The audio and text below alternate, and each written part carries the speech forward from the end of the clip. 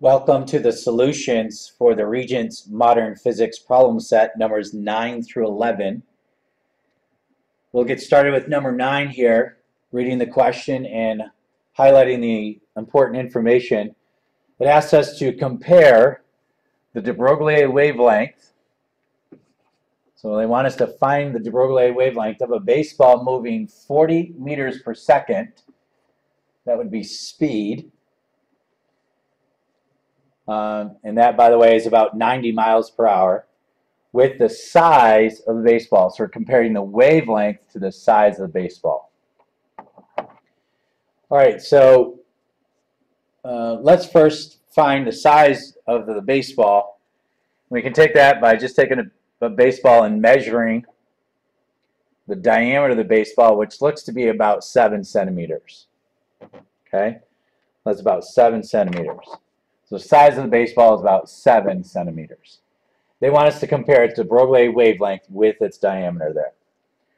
All right, so do that. The Broglie wavelength formula, lambda equals h over mv. Remember, when using this, you have to use the joule-second form of Planck's constant. So 6.63 times 10 to the negative 34 joule seconds divided by, we need to know the mass of the baseball, so we'll put it on a balance, and that mass is 145 grams, which turns out to be, when we convert that to kilograms, 0.145 kilograms. And then the speed with which it's moving, 40 meters per second.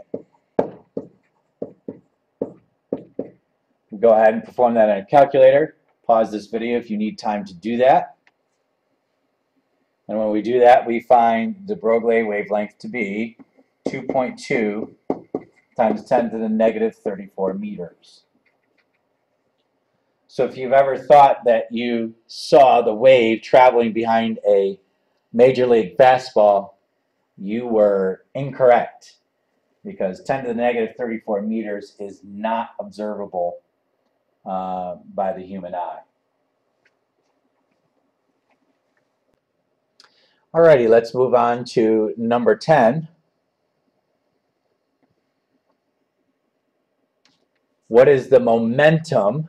I want us to find momentum, symbol for that is P, of a photon of yellow light whose wavelength is 600 nanometers. So the information they gave us here is lambda. They want us to find momentum, and they give us wavelength of this photon of yellow light. The equation that relates momentum and wavelength is P equals h over lambda. Using Planck's constant, the joule-second form of Planck's constant, 6.63 times 10 to the negative 34 joule seconds divided by the wavelength, 600, and nano is 10 to the negative 9, and that would be in meters. You need that to be in standard units. When we go ahead and calculate, again, pause this video if you need time to do that,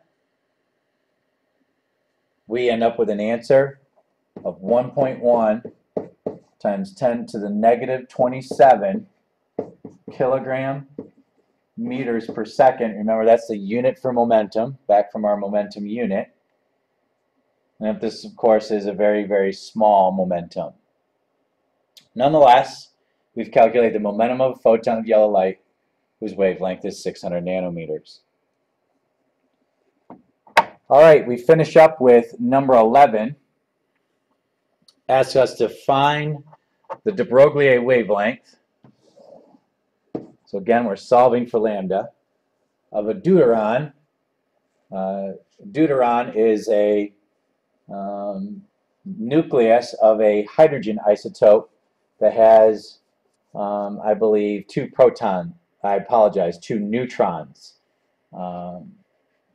two particles in the nucleus. Mass 3.3 times 10 negative 27 kilograms. So there's M. That moves with a speed of 2.5 times 10 to the fourth meters per second, and that's V. And then it asks us, is this wavelength detectable? Okay, so we'll come back and answer that when we're done. All right, to calculate the de Broglie wavelength, we start with the de Broglie wavelength formula, which would be H over mv. 6.6